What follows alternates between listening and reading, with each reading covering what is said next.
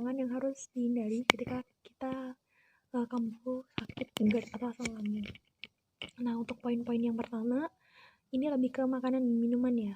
Yang pertama adalah gorengan. Kenapa gorengan nggak boleh? Karena gorengan itu punya banyak yang namanya lemak trans atau lemak jenuh. Dan itu susah banget dicerna lambung.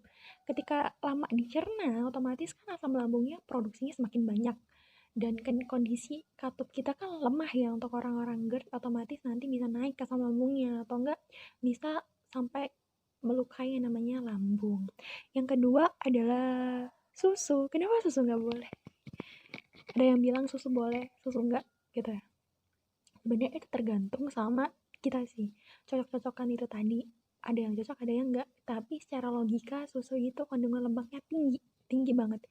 Jadi sama seperti gorengan, ketika kita mengkonsumsi makanan yang mengandung lemak tinggi atau minuman yang mengandung lemak tinggi, otomatis kerja lambung itu semakin berat karena prosesnya itu lama kan diproses di dalam lambung dan otomatis ya meningkatkan produksi asam lambung. Nah, yang berikutnya adalah buah sitrus. Kenapa buah sitrus nggak boleh? Udah jelas karena dia asam. Asam nggak baik banget buat lambung, bisa melukai juga dan bisa meningkatkan produksi asam lambung. Nanti juga bisa luka lambung kalian gitu. Buah sitrus itu apa aja sih? Buah sitrus itu buah yang asam, jeruk bali, terus juga lemon itu nggak boleh. Terus ada nih beberapa orang juga yang bilang, loh kan katanya ada yang bilang nih, lemon baik buat lambung. Kalian harus ingat-ingat, lemon emang baik buat lambung. Lemon emang baik buat tubuh kita. Tapi kalau kondisi lambung kita luka, jangan sekali-kali kalian konsumsi lemon ya. Karena ada beberapa orang yang sakit lambung ternyata cocok. Ternyata cocok pakai lemon. Berarti dia itu lagi sakit lambung yang namanya sakit lambung fungsional, nggak ada luka di lambung ya nggak apa-apa, aman-aman aja. Tapi untuk kita yang udah ada mah, lambungnya udah parah, udah kronis, jangan ya, jangan, karena itu bahaya banget buat kita. Karena aku ngalamin sendiri, aku kira bakal membaik, ternyata makin memburuk. Kata dokter juga, ternyata ini bisa jadi karena kebiasaan kamu sebelumnya sering konsumsi minum air lemon, jadi nggak boleh ya. Nah, yang berikutnya adalah kopi dan teh. Kenapa kopi dan teh nggak boleh? Udah jelas. Hal pertama yang paling kalian ingat mungkin pantangan dari dokter, kopi, teh gitu ya, karena mengandung kafein yang gak bagus banget buat asam lambung, meningkatkan asam lambung dan juga melemahkan otot esofagus. Berikutnya adalah, sorry aku tulis karena aku pelupa guys. Berikutnya adalah makanan yang pedas dan juga asin, kalian harus kurangi. Bahkan ketika kalian kambuh banget, pedas tuh jangan sampai kalian makan ya, sekalipun jangan. Tapi kalau udah sembuh nggak apa-apa, makan lagi. Terus juga asin, kenapa asin nggak boleh? Karena ya menurut dokter aku juga makan yang terlalu berasa berbumbu asin gitu jangan dulu, karena perut kalian sensitif, lambung kalian sensitif. Makan yang sedikit hambar saja nggak apa-apa demi kesehatan kalian.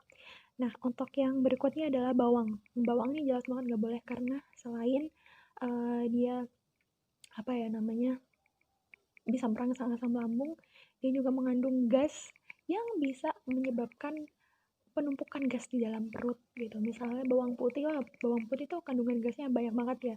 Kalian harus hindari, kalian harus kurangi kalau bisa. Misal kalian nggak bisa nih makan tumisan nggak ada bawang, nggak apa-apa. Kalian konsumsi bawang yang udah digoreng gitu nggak apa-apa, cuman dalam kadar yang secukupnya, yang dikit gitu ya. Biasanya kalau aku sih bawangnya aku kurangin nggak kayak biasanya aku kasih bawang gitu, aku matengin gitu biar dia tuh gak mentah. Biasanya aku suka tuh konsumsi bawang mentah maksudnya dibuat sambal gitu kan enak ya, sekarang udah enggak. Nah, yang berikutnya yang terakhir adalah tomat. Pasti di sini teman-teman semua ada yang bilang kok tomat gak boleh sih. Terus aku pernah salah sangka dulu tuh, kan nggak boleh ya kita konsumsi sambal. Nah, aku tuh pikiran berarti aku konsumsi sambal tomat aja deh nggak apa-apa kan, nggak pedes tuh.